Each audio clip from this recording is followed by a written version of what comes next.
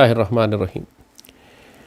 جب بھی پاکستان میں یہ بات کی جاتی ہے کہ ملک میں صدارتی نظام ہونا چاہیے تو سب سے پہلے یہ اعتراضات شروع ہو جاتے ہیں کہ ملک کا صدر کیسے منتخب ہوگا، ملک کا صدر کون ہوگا، اس کو چننے کا طریقہ کار کیا ہوگا، اس میں سیاسی جماعتوں کا کیا کردار ہوگا، اور پاکستان کا پھر صدارتی نظام اس کی شکل کس طرح کی ہوگی۔ جب آپ ایک دفعہ یہ طے کر لیتے ہیں کہ موجودہ پارلیمانی نظام پاکستان کی ریاست کے ساتھ نہیں چل سکتا، اب یہ سیاسی جماعتیں نہیں ہیں، یہ سیاسی مافیاز ہیں، یہ ڈاکو ہیں، یہ غدار اور لٹیرے ہیں، اور یہ اگر قائم اور باقی رہے اسی طرح اس نظام کے ساتھ تو یہ پاکستان کی پوری ریاست کو ڈبو کے رکھ دیں گے۔ جتنی بھی پاکستان کی سیاسی جماعتیں ہیں، بڑی دو جماعتوں کا ہی نام لے لیجئے، پیپلز پارٹی اور نواز مسلم لیگ نون، یہ صرف اس وقت تک پاکستان سے وفادار نظر آتی ہیں جب تک ان کے اقتدار ان کے پاس ہے یا ان کو امید ہے کہ اقتدار ان کو مل جائے گا۔ جس لمحے ان کو یہ خطرہ ہوا کہ ان کے ہاتھ سے اقتدار لیا جا رہا ہے، ان کی دولت لی جا رہی ہے اور اب مزید اقتدار میں ان کا حصہ نہیں ہوگا، تو یہ پاکستان کو نعوذ باللہ آگ لگا دیں گے، توڑنے کی دھمکی دیں گے۔ پاکستان نہ کھپے سے کھپے، اور اگر 18ویں ترمیم کو چھوا تو پاکستان نہیں رہے گا، صدارتی نظام نافذ کرنے کی بات کی تو پاکستان توڑ دیں گے۔ یہ ساری باتیں آپ کو mainstream political leaders Bilawal, Zardari, Nawaz Sharif, ان سب کے منہ سے سننے کو ملی ہیں۔ ان میں سے کوئی بھی پاکستان کا وفادار نہیں ہے۔ لہٰذا یہ بات تو طے ہو گئی، جب ایک مرتبہ پتہ ہو کہ ایک مریض کو کینسر ہو چکا ہے اور وہ مر رہا ہے، تو اس وقت تو ڈاکٹر ایکسپیریمنٹل ڈرگز بھی دے دیتا ہے۔ اس وقت تو ڈاکٹر یہ کہتا ہے کہ اب تو مرنے والا ہے اور کوئی آپشن ہی نہیں ہے ہمارے پاس سوائے اس کے کہ ہم نیا تجربہ کریں۔ اور جب ہم صدارتی نظام کی بات کرتے ہیں تو اس کی تو پاکستان اور اسلامی تاریخ میں یہ چیز اس قدر مستحکم اور ثابت ہے کہ اس کے لیے ہمیں مزید ایکسپیریمنٹ کرنے کی ضرورت نہیں ہے۔ دنیا کا ہر ملک اپنی ضرورت کے مطابق اپنا سیاسی نظام بناتا ہے۔ چین نے اپنا سیاسی نظام بنایا ہوا ہے، روس نے اپنا بنایا ہوا ہے، سعودی عرب کے پاس اپنا ہے، ایران کے پاس اپنا ہے، فرانس، انگلینڈ، امریکہ، سب نے، کسی نے یہ نہیں کہا کہ دنیا کیا کہے گی، ہم جمہوریت کے راستے پہ چلنا چاہتے ہیں، ڈکٹیٹرشپ چلائیں، جمہوریت چلائیں، آمریت چلائیں، بادشاہت چلائیں، دنیا نے کیا کہنا ہے، FATF لگ جائے گا۔ یہ سب بے غیرت، بے شرم، بے حیا لوگوں کے آرگومنٹس اور دلیلیں ہیں۔ مرد آزاد وہ کرتا ہے جو اس کے ملک و قوم کے مفاد میں ہوتا ہے۔ اور جب ہم صدارتی نظام کی بات کرتے ہیں تو ہم مارشل لاء کی بات نہیں کر رہے، ہم ڈکٹیٹرشپ کی بات نہیں کر رہے، ہم فیشزم کی بات نہیں کر رہے، ہم ایک سو کالڈ عوامی استصواب رائے، عوام کی مرضی سے ایک صدر کے انتخاب کی بات کر رہے ہیں۔ تو پھر کس کو تکلیف ہے؟ تکلیف وہی کہا کہ اسی کو ہے، ان سیاسی جماعتوں کو ہے کہ جن کا کردار پھر اس میں ختم ہو جاتا ہے۔ پاکستان میں ماضی میں ہمارے پاس حضور رہے ہیں، لیکن وہ صدارتی نظام نہیں تھے۔ دو مارشل لاء بڑے صدر جو زیادہ طاقتور گزرے ہیں، یا تین گزرے ہیں جن کو آپ کہیں، جنرل ایوب خان، جنرل ضیاء الحق، جنرل مشرف، اور سویلین صدر ہمارے پاس رہے ہیں غلام اسحاق خان جیسے لوگ۔ مگر ہم وہ سب کے سب یا مارشل لاء تھا یا پارلیمنٹری ڈیموکریسی تھی، صدارتی نظام نہیں تھا۔ جب پاکستان بنا اس وقت قائد اعظم نے بھی یہ بات کہی تھی کہ میری قوم کا جو مزاج ہے اس کے مطابق یہاں برٹش پارلیمنٹری ڈیموکریسی نہیں چل سکتی۔ ہماری قوم غلام ہے، ابھی تک اس کی سوچ اور فکر غلام ہے، یہ تعصب میں، عصبیت میں، قومیت میں، لسانیت میں، فرقہ واریت میں، صوبائیت میں تقسیم ہے، اور ان میں کرپشن اور خیانت عام ہے۔ ایسے میں اگر آپ یہ جو موجودہ سیاسی نظام ہے اس کی تمام خرابیاں آپ دیکھ چکے ہیں۔ سینیٹرز 50-50 کروڑ روپیہ دے کر سینیٹر بنتے ہیں، ڈاکو، ڈکیت، سمگلر، ڈرگ، نارکوٹکس ڈیلرز، یہ ہمارے سینیٹرز ہیں۔ پاکستان کے پارلیمنٹیرینز کروڑہ روپیہ لگا کر آتے ہیں، پھر وہ کروڑہ روپیہ لوٹتے ہیں قوم سے، چونکہ وہ ایک انویسٹمنٹ ہوتی ہے جو انہوں نے کی ہوتی ہے۔ اور پھر جو الیکشن کا پروسیس ہے کہ اگر کسی جگہ پہ 100 ووٹ ہیں اور صرف 20 لوگوں نے ووٹ ڈالے تو جس جماعت کو 8 ووٹ ملتے ہیں وہ وہاں سے الیکٹ ہو جاتا ہے، اس کا MNA اور MP، اور وہ کلیم کرتا ہے کہ ملک کی اکثریت میرے ساتھ ہے۔ یعنی یہ جو جہالت کا نظام ایک بنا ہوا ہے بے شرم، جس میں نہ کوئی کسی کی شرافت، کردار، اخلاقیات، کسی کی کوئی چیز، حالانکہ 62 اور 63 موجود ہے لیکن کبھی اس پر عمل نہیں کیا جاتا۔ لہٰذا یہ بات بالکل طے ہو چکی ہے. آپ دیکھ چکے ہیں کہ جس طرح کرپشن کے کیسز ہماری سیاسی جماعتوں ان کے سربراہان کے اوپر ہیں. اب کوئی آپشن نہیں ہے ہمارے پاس. اب آپ کو پسند آئے یا نہ پسند آئے، پاکستان کو اب ایک نیا سیاسی نظام چاہیے. اور اگر آپ مارشل لا اوائڈ کرنا چاہتے ہیں یا انارکی اوائڈ کرنا چاہتے ہیں، یا تو شام اور لیبیا کی طرح انارکی ہو، کیونکہ ان لوگوں نے، ان کے حکمرانوں نے اپنی قوم کی آواز نہیں سنی، سختی سے حکومت کرتے رہے، جبر تھا. وہاں بھی بادشاہ تھی، لیکن وہ بادشاہت آمریت تھی، ڈکٹیٹرشپ تھی. نتیجتاً ان کے ملکوں میں انہی کی قوموں نے بغاوت کر دی، اور پھر باہر کی طاقتیں شامل ہو گئیں، اور پھر ملکوں کا، عراق کا، شام کا، لیبیا کا حال جو آپ نے دیکھا. تو کیا یہ بہتر نہیں ہے کہ پوری قوم اور اس کی اشرافیہ اور ادارے مل کر ہی ملک کا نظام ایک ٹھیک کر لیں، تاکہ دشمنوں کو موقع نہ ملے کہ ہماری سیاسی جماعتوں اور ہمارے اندر جو افسردہ اور مایوس گروہ ہیں ان کو استعمال کر کے پاکستان کی ریاست کے خلاف بغاوت برپا کریں؟ جب ہم بات کرتے ہیں ملک میں صدر کے انتخاب کی، تو آپ کو ان ساری خرابیوں کا سدباب کرنا ہے کہ جو پاکستان کی پارلیمنٹری ڈیموکریسی میں ہیں. ہماری سیاسی جماعتیں اقتدار میں آنے کے لیے غیر ملکی طاقتوں سے فنڈز لیتی ہیں، غیر ملکی طاقتوں سے نیگوشیٹ کرتی ہیں. ساری جب امریکہ جاتی ہیں، بات کرتی ہیں کہ ہمیں اقتدار میں لے کر آؤ، ہم تمہارے مفادات کا تحفظ کریں گے. نواز شریف انڈیا سے رابطے کرتا ہے، زرداری امریکہ سے رابطے کرتا ہے، اور یہ سب ان کی مدد سے، غیر ملکی طاقتوں کی مدد سے یہ اقتدار میں آتے ہیں. تو آپ نے صدارتی نظام جو بنانا ہے، اس کی طریقہ کار ہی کچھ ایسا ہوگا کہ آپ وہ تمام دروازے بند کر دیں کہ غیر ملکی طاقتیں یا روپیہ یا پیسہ یا قومیت یا لسانیت یا عصبیت یا برادری، یہ سب چیزیں انفلوئنس کر سکیں ملک کے صدر کے انتخاب میں. ناپاک اور پلیت اور جاہل ترین لوگ صرف اس لیے کہ وہ سیاسی جماعت کے ممبر ہوتے ہیں، وہ ملک کے گورنر اور وزیر اعلیٰ لگائے جاتے ہیں، ملک کے سینیٹرز بنتے ہیں، سینٹ کمیٹیز کے چیئرمین بنتے ہیں، پاکستان کے نیشنل پالیسیز بنانے کے ذمہ دار ہوتے ہیں، جو انگوٹھا چھاپ جاہل ہوتے ہیں، غدار ہوتے ہیں، خائن ہوتے ہیں. چونکہ یہ سو کال ڈیموکریٹک پروسیس ہی یہی ہے کہ چونکہ پولیٹیکل پارٹی کے ممبر ہیں، لہٰذا کل کوئی حجام تھا تو آج وہ منسٹر آف انٹیریئر بنا ہوا ہے، کل کوئی طوائفوں کے بازار میں گجرے بیچتا تھا تو آج وزیر اعلیٰ بنا ہوا ہے. یعنی یہ اس قدر ناپاک اور پلیت نظام جو ہے، جس میں جس شخص کو دنیا میں نہ کوئی کاروبار کر سکتا ہے، نہ کوئی کام کر سکتا ہے، وہ سیاست میں آ جاتا ہے. اور یہ سیاستدان ہی نہیں ہیں، ہمارے سیاست باز ہیں، پروفیشنل جواری. تو اب اس سارے نظام کو ہم کس طرح درست کریں؟ اسی لیے بار بار جو قائد اعظم نے بھی کہی کہ صدارتی نظام کا طریقہ کار جو ہم بتائیں. اگلا سوال جیسے کہ صدر کیسے منتخب کریں گے؟ پاکستان میں ایک نیشنل سیکیورٹی کونسل ہے، یہ ہمارا اعلیٰ ترین ادارہ ہے ملک میں. اس میں پاکستان کی تمام مسلح افواج اور انٹیلیجنس ایجنسیز کے سربراہان اس کے ممبر ہوتے ہیں. اب چونکہ پولیٹیکل گورنمنٹ بھی ہے، لہٰذا وزیر اعظم بھی اس کے ممبر ہیں، وزیر اعلیٰ بھی اس کے ممبر ہوتے ہیں، سینٹ کے چیئرمین، یہ سب. نیشنل سیکیورٹی کونسل ایک ایسا ادارہ ہے، یہ ہماری اسٹیبلشمنٹ ہے، سول اور ملٹری، اور اس کے ساتھ ساتھ ہمارے elected so called political representatives, جو کہ ریپرزنٹیٹیو نہیں ہے، الیکٹڈ پیپل سو کالڈ. آپ کو پورے پاکستان میں کیا 3 یا 4 لوگ ایسے نہیں ملیں گے کہ جو اس قابل ہوں کہ جن کو آپ کہہ سکیں کہ یہ ریاست پاکستان کے سربراہ بن سکتے ہیں؟ ان کو بننا چاہیے. ان میں نگاہ بلند ہے، سخن دل نواز ہے، جاں پرسوز ہیں، یہ دلیر لوگ ہیں، وزڈم ہے، فراست ہے، ان کی دین کے اوپر اور تاریخ کے اوپر گہری نگاہ ہے، سوشیولوجی کو، سائنسز کو سمجھتے ہیں، جدید دنیا کے تقاضوں کو، جیو پالیٹکس کو جانتے ہیں. پاکستان بھرا ہوا ہے ایسے لوگوں سے، مگر یہ لوگ سیاسی جماعتوں میں آپ کو نہیں ملیں گے. تو پاکستان کی نیشنل سیکیورٹی کونسل جو ہمارا اعلیٰ ترین انٹیلیجنس کے اور پروفیشنل اور ڈیفنس کے ادارے ہیں، جو پورے ملک کی سیکیورٹی جن کے ذمہ ہیں، آپ ان کو ٹاسک کریں کہ ملک میں سے 4 یا 5 لوگ ہمیں ایسے نکال کے دیں. آپ پوری قوم سے کہیں کہ جس آدمی کو آپ بہتر سمجھتے ہیں اس کا نام آپ لکھ کے نیشنل سیکیورٹی کونسل کو بھیج دیجیے. نیشنل سیکیورٹی کونسل کے پاس 1000-2000 نام آ جائیں گے، شاید جس طرح ہمارا ملک کا حال ہے اس میں 2 کروڑ نام آ جائیں. اب اس میں سے آپ سلیکٹ کر کے 6 یا 7 لوگ نکال لیں، 5 لوگ نکال لیں، 4 نکال لیں. ان کا ایگریسو انٹرویوز ہوں، ان کی بیک گراؤنڈ چیک ہوں، ان کا ٹریک ریکارڈ دیکھا جائے کہ پچھلے 30-40 سال میں انہوں نے پاکستان کی کیا خدمت کی ہے، کیا ان میں وہ صلاحیت ہے. ان میں آپ کو ہو سکتا ہے آپ کو اس کے اندر فوجی جنرل ملے، ہو سکتا ہے آپ کو اس کے اندر بیوروکریٹس ملے.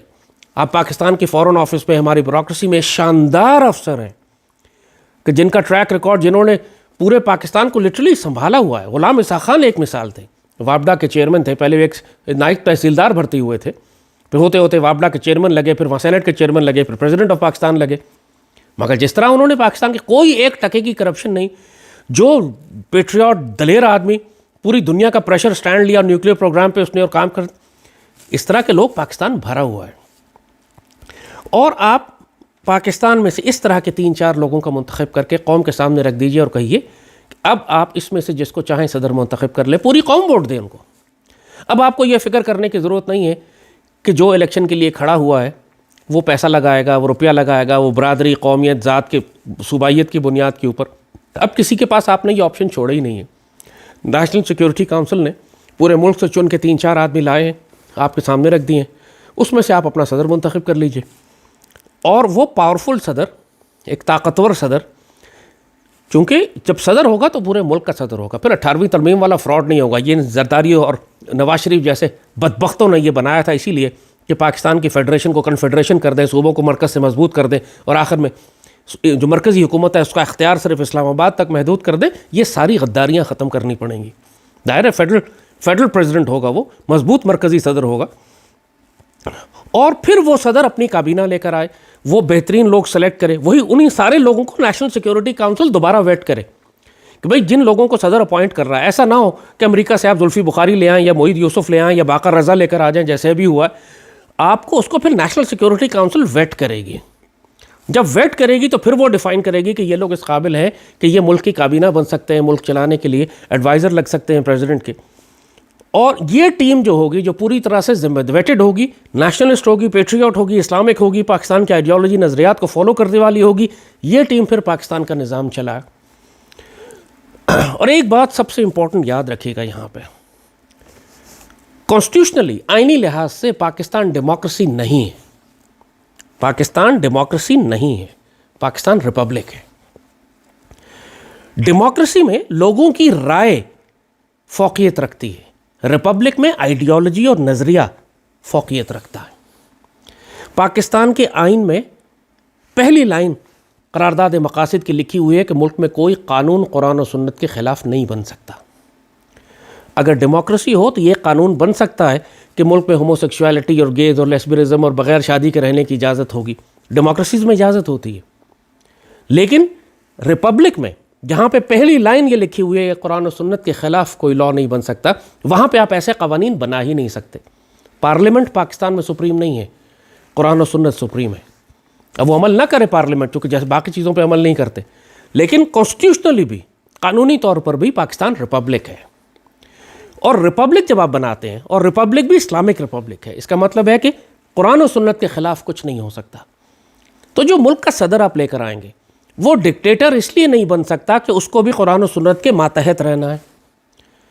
وہ مارشل لاء ڈکٹیٹر اور عامر اس لیے نہیں بن سکتا, وہ حافظ الاسد یا صدام حسین یا قذافی کی طرح سفاک ظالم اس لیے نہیں بن سکتا کہ وہ Baath party, secular communist, Marxist party کے ممبرز تھے. اور جو پاکستان کا سربراہ ہوگا وہ قرآن و سنت کو فالو کرنے والا ہوگا, وہ 62 اور 63 کو پورا کرنے والا ہوگا. وہ آبجیکٹیو ریزولوشن کی پہلی لائن جو پاکستانی ریپبلک کی فنڈامنٹل بیڈ راک ہے کہ قرآن و سنت کے خلاف کوئی قانون نہیں بن سکتا, اس کے تحت کام کرے گا. تو ریاست پاکستان کا یہ ماڈل یہ خلافت کے بھی نزدیک ہے. خلافت میں بھی یہی ماڈل تھا. سیدنا عمر نے 6 آدمیوں کی ٹیم بنائی تھی اور صحابہ سے کہا تھا کسی ایک کو خلیفہ بنا لو. اس میں سے سیدنا عثمان کو چن لیا گیا. آپ یہی طریقہ پاکستان میں امپلیمنٹ کر سکتے. ایران میں اس سے ملتا جلتا ایک طریقہ ہے. وہاں بھی یہی ہوتا ہے کہ ایک اسپیشل ان کی راہبر کمیٹی ہے, وہ چند لوگوں کے نام دیتی ہے اور پوری پھر اس کے جو راہبر ہیں وہ اپروو کرتے ہیں, پھر پوری قوم اس میں سے ووٹ دے کے کسی کو سلیکٹ کر لیتی ہے. اور وہاں پاور ڈیوائیڈڈ ہے. پریزیڈنٹ کے پاس کچھ پاورز ہیں, رہبر کے پاس کچھ پاورز ہیں, آرم فورسز ہیں, مساجد ہیں, آئیڈیالوجی ہے, یہ رہبر کے پاس ہے, ملک کی ڈے ٹو ڈے ایڈمنسٹریشن جو ہے یہ پریزیڈنٹ کے پاس ہے. انہوں نے اپنا نظام بنا لیا. ہم اپنی ضرورت کے مطابق اپنا نظام بنا لیں. کیا ہم اتنے مفلوج ہیں, فالج شدہ ہیں, غلام ذہنیت ہے؟ قائد اعظم نے فرمایا تھا میری قوم آزاد ہو گئی ہے, لیکن اس کو پتہ نہیں ہے کہ یہ آزاد ہے, یہ ابھی تک اس کے ذہن غلام ہے. جب اس کو یہ احساس ہوگا کہ یہ آزاد ہے تو پھر دنیا کی کوئی طاقت اس کو بلندیوں تک چھونے سے روک نہیں سکتی. ہمارا المیہ یہی ہے. میں پاکستان کے جس پالیسی ساز سے بات کرتا ہوں, جب ان کو میں کوئی مشورہ دیتا ہوں, چاہے افغانستان پالیسی ہو, چاہے انڈیا پالیسی ہو, چاہے پاکستان کے اندر نظام کی تبدیلی, ان کا پہلا سوال یہ ہوتا ہے امریکہ کیا کہے گا. اسی سے اندازہ کر لیں کہ کس قدر شکست خوردہ, کس قدر ذلت آمیز زندگی گزارنے والے لوگ ہیں یہ, اور یہ کبھی آپ کو عزت نہیں دلوا سکیں گے. تو پاکستان کو اگر آپ منیمم کرائٹیریا، قائد اعظم اور لیاقت علی خان تو بہت بڑے وجود ہیں، آپ اگر منیمم کرائٹیریا بھی ہماری فوری تاریخ میں سے نکالنا چاہیں تو یار اگر غلام اسحاق خان بھی آپ کو مل جائے تو اچھے رہیں گے، لیکن آپ کو اب اس سے کہیں زیادہ اوپر جانا ہے۔ ملک کے دنیا میں تبدیلیاں جس طرح آ رہی ہیں، پوری دنیا میں اسٹرانگ نیشنلسٹ لیڈرز ہیں اس وقت۔ آپ چائنا کے زی کو دیکھیے، ساری عمر تاحیات پریزیڈنٹ بن چکا ہے، وہ چین کو کہاں لے گیا وہ۔ آپ پوٹن کو دیکھیے، تباہ برباد ہو چکا تھا سوویت یونین، تباہ ہو گیا تھا۔ تو روس کی بچی کچی ڈھانچہ جو تھا اس کی اسٹیبلشمنٹ نے، اس کے ملٹری اور انٹیلیجنس آفیسرز نے مل کر اپنے KGB چیف کو، جو ان کا ISI کا چیف تھا پوٹن، اس کو صدر بنا دیا۔ ایک تگڑا اسٹرانگ نیشنلسٹ جو روسی آئیڈیالوجی پہ یقین رکھتا تھا، اس نے 20 سال کے اندر روس کو کہاں پہنچا دیا۔ آج پوری دنیا کے عالمی طاقتوں میں دوبارہ روس کھڑا ہوا، دوبارہ سوویت یونین کی طرح اپنے آپ کو پھیلا رہا ہے، صرف اس لیے کہ 20 سال سے پوٹن، اور اس کو طاقت میں عوام لے کے نہیں آئی تھی، اس کو طاقت میں ان کی انٹیلیجنس ایجنسیز لے کر آئی تھی، نیشنلسٹ پیٹریوٹس، رشین پیٹریوٹس۔ مگر پوٹن اپنی قوم کے ساتھ بھی اچھا ہے اور روس کے تمام دنیا میں مفادات کو بھی پھیلا رہا ہے۔ آپ ٹرکی میں اردوغان کو دیکھیے، وہاں پرائم منسٹرشپ تھی، اس نے نظام چینج کیا، کام اتنا اچھا کیا، لوگوں نے الیکٹ کیا، انہوں نے اپنا سسٹم چینج کر کے پریزیڈنشل سسٹم پہ چلے گئے۔ آپ کی فوری مثال آپ کے سامنے ترکی کی ہے کہ پرائم منسٹر اردوغان سے وہ پریزیڈنٹ اردوغان ہو گئے اور طاقتیں اپنے ہاتھ میں لے لی۔ یہ پوری انڈیا میں مودی کو دیکھیں آپ، اس نے گو کہ بیوقوف اور جاہل آدمی چائے والا تھا، اس نے تو اپنی قوم کا بیڑا غرق کیا۔ لیکن ایک اچھا حکمران اپنی قوم کا بھی دھیان کرتا ہے اور اپنی قومی اور ملکی اور امت کے مفادات کا بھی دھیان کرتا ہے۔ اور پاکستان جس مقصد کے لیے بنا تھا وہ یہی تھا، لیا جائے گا تجھ سے کام دنیا کی امامت کا۔ اب یہ کام زرداری اور بلاول اور حمزہ اور شہباز اور نواز شریف اور فضل الرحمان اور ان 2 ٹکے کے 2 نمبریوں سے نہیں لیا جائے گا۔ فار گاڈ سیک، پاکستانی قوم، تم لوگوں کے دماغ خراب ہو گئے کہ ایک جانتے بوجھتے اس جمہوریت کے بت کو پوجنا چاہتے ہو جس کی لاش اب صرف بدبودار تعفن دے رہی ہے، جس کو گھسیٹتے ہوئے صرف دفن کرنے کی ضرورت ہے۔ اگر آپ اس سسٹم کو چینج نہیں کریں گے خود سے، پاکستان کے ریاستی ادارے اپنے آپ کو ٹھیک نہیں کریں گے، تو آپ کا حال عراق، لیبیا اور شام جیسا ہوگا، جہاں صدام بھی 30-40 سال سے بیٹھا تھا، حافظ الاسد بھی بیٹھا تھا، قذافی بھی 40 سال سے تھا، اور نہ اس نے اپنا نظام ٹھیک کیا، نہ اپنا کوئی جانشین تیار کیا، نہ کوئی سسٹم بنایا۔ پلاننگ ان کی یہی تھی کہ ہم قیامت تک بیٹھے رہیں گے۔ نتیجہ پھر کیا ہوا؟ ایک پھانسی لٹکا دیا گیا، ایک کو ریگستان میں قتل کر دیا گیا، تیسرا بڑی مشکل سے اپنی جان بچا کر بیٹھا۔ تو یہ سب نہ کریں پاکستان کے ساتھ۔ جو خطرات ہیں ہمارے اطراف میں، اس کا تقاضا ہے کہ میں مضبوط مرکزی حکومت فوری طور پر چاہیے۔ یہ کام فوج کرے، ہماری نیشنل سیکیورٹی اسٹیبلشمنٹ کرے، ہماری سول بیوروکریسی کرے، عدلیہ کرے، پرائم منسٹر ہمت کرے، کیونکہ یہ پولیٹیکل پارٹیز اور پارلیمنٹ نہیں کرے گی۔ یہ لوگ اگر جس دن ان کو پتہ لگا کہ پاکستان میں پریزیڈنشل سسٹم آ رہا ہے، یہ پاکستان کو آگ لگا دیں گے، کیونکہ پھر ان کے پاس نہ طاقت ہوگی، نہ لوٹ مار کا طریقہ، بلکہ ان کو تو احتساب کا خوف ہوگا، جنون احتساب ہوگا، پھر وہ احتساب نہیں جو لاہور ہائی کورٹ آج کل کرتی۔ تو یہ جب آپ بات کرتے ہیں کہ پریزیڈنشل سسٹم میں آدمی کہاں سے لائیں گے، کیا 22 کروڑ میں آپ کو 4 پاکستانی نہیں ملیں گے ایسے؟ کیا ہم اس قابل نہیں ہیں پوری قوم کہ ہم 4 اچھے لوگوں کو اوپر لا سکیں اور قوم سے کہیں کہ ان میں سے کسی ایک کو صدر بنا لو، اور وہ اپنی ٹیم لے کر آئے، اس کے بعد بہترین پاکستانیوں کے آپ کو مشکل سے 30-40 پاکستانی چاہیے پورا ملک چلانے کے لیے، صرف 30-40 پاکستانی چاہیے، 10-12 وزیر، چند گورنرز، دیٹس اٹ۔ اچھے آرمی چیف، اچھا چیف جسٹس، اچھے بیوروکریسی سے چند 30-40-50 ٹاپ سیکرٹریز سیاسی نظام کو چلانے کے لیے، آپ کے ملک کی ایڈمنسٹریشن چلانے کے لیے۔ آپ کو 100-150 لوگ اچھے مل جائیں، کیا 22 کروڑ میں 100 نہیں ہے؟ لیکن وہ اوپر لائے نہیں جاتے۔ بیوروکریسی میں بھی وہی لوگ آتے ہیں جو سیاسی جماعتیں جن کو لے کر آتی ہیں تاکہ وہ ان کی کرپشن کو سپورٹ کریں۔ ججز ان لوگوں کو لگایا جاتا ہے جو سیاسی جماعتوں کے وفادار ہوتے ہیں تاکہ ان کو ریلیف دیں، جیسے ابھی نواز شریف اور زرداری کو ریلیف مل رہا ہے۔ تو آپ کو اس نظام کو تبدیل کرنا ہے، جس کے ہاتھ میں طاقت ہے وہی تبدیل کر سکتا ہے۔ پرائم منسٹر آج کر سکتے ہیں، ریفرینڈم کروائیں ملک میں، لوگوں سے پوچھیں کہ جی آپ صدارتی نظام پہ جانا چاہتے ہیں، ملک کے حالات ایسے ہیں کہ ملک میں ایمرجنسی لگانے کی ضرورت ہو گئی ہے، لگائیں ایمرجنسی۔ پاکستان کے اندر ججز بھی کرپٹ ہو چکے ہیں، لہذا جوڈیشری پہ اعتبار نہیں ہے قوم کو، ہو سکتا نہیں، لہذا اب صرف آخری ایک لاسٹ ریزورٹ امید رہ جاتی ہے، وہ نیشنل سیکیورٹی کاؤنسل ہے، جہاں پہ ایئر فورس چیف بھی ہیں، آرمی چیف بھی ہیں، نیول چیف بھی ہیں، DGISI بھی ہیں، DGMI بھی ہیں، DGIB بھی ہیں، پاکستان کے تمام انٹیلیجنس ایجنسیز کے ادارے ہیں، ہمارے ٹاپ بیوروکریٹس ہیں۔ اس میں آپ چلیں عدلیہ کے نمائندے شامل کر لیں، اس میں آپ معاشرے میں سے چند ایک لوگوں کو شامل کر لیں، ہماری جو کسان ہیں اور ہمارے جو ٹریڈرز ہیں اور ہمارے جو بزنس مین ہیں، بزنس کے ایک اچھی ٹیم بنا لیں جو ملک کے بڑے فیصلے کرنے کے لیے جن سے آپ رائے لیں، مشورے لیں، جن کا کوئی ویسٹڈ انٹرسٹ نہ ہو. اب یہ لوگ کسی سیاسی جماعت کے تو نہیں ہیں جو آرم فورسز کے چیفس ہیں، D G I S I ہے، یہ انٹیلیجنس ایجنسی 11-12 انٹیلیجنس ایجنسیز ہیں، ان کے ہیڈس کو سب مل کر ایک فیصلہ کریں کہ یہ شخص پاکستان کے لیے، جیسے روس میں ان کی اسٹیبلشمنٹ نے پوٹن کو لایا تھا، ہم پاکستان میں کیوں نہیں کر سکتے؟ تلاش کریں پورے پاکستان میں سرونگ اور ریٹائرڈ میں آپ کو کون سے اچھے لوگ ملتے ہیں جن کو ڈیوٹی دی جا سکتی. کوئی ٹیم بنائے 30-40 لوگوں کی اینڈ لیٹ دم ورک، اور 3-4-5 سال کے لیے پاکستان کو اسٹیبل کر لیں گے. ہمارے پاس زیادہ وقت نہیں ہے، کیا جا سکتا ہے کرنا چاہیں تو، نہیں کریں گے تو پھر ہلاکو خان کی تلوار آ کے سب صاف کر دے گی، اور جو دھواں اٹھے گا اس دھوئیں میں سے جو کھڑا ہو جائے گا پھر وہی پاکستان کو ٹھیک کرے گا. اس پاکستان کی اللہ خیر کرے گا، لیکن پاکستانیوں کے لیے بہت سخت وقت آنے والا ہے. تو پاکستان کے حکمرانوں، اشرافیہ، army chief, chief justice, prime minister جو فیصلہ کرنے والے ہیں، ان سے میں کہتا ہوں وقت نہ ضائع کریں. اللہ قیامت تک آپ کو یہ موقع نہیں دے گا. The little window of opportunity that you have، یہ انڈیفینیٹ نہیں ہے، یہ دروازہ بند ہو جائے گا جلدی. اس کے بعد آپ فیصلے نہیں کریں گے، پھر آپ کے لیے فیصلے کیے جائیں گے، اور اللہ جس تلوار کو چاہے گا استعمال کرے گا، آپ کے لیے فیصلہ کرے گا، چاہے وہ اندر کے خانہ جنگی ہو نعوذ باللہ، یا دشمن کی انویژن ہو، ہلاکو خان ہو، چنگیز ہو، تیمور ہو. تو پاکستان کا سوچیں، اپنے ذاتی مفاد کا نہیں. یہ پاکستان اللہ اس کے رسول کی امانت ہے جو آپ کو دی گئی ہے. خیانت بند کریں اس کے ساتھ. آپ سب خیانت کر رہے ہیں اس وقت پاکستان کے ساتھ. اس کا حساب لیا جائے گا آپ سے، دنیا میں بھی اور آخرت میں بھی. اور سیدی رسول اللہ کے آگے رسوا ہوں گے آپ سب، جن کے ہاتھ میں آج اختیار ہے لیکن پاکستان کے ساتھ خیانت کر رہے ہیں. اللہ اس پاکستان کا حامی و ناصر ہو. اللہ تعالی ہمیں توفیق دے کہ ہم سیدی رسول اللہ کی اس امانت کی حفاظت کر سکیں. انشاءاللہ خیر. پاکستان زندہ باد.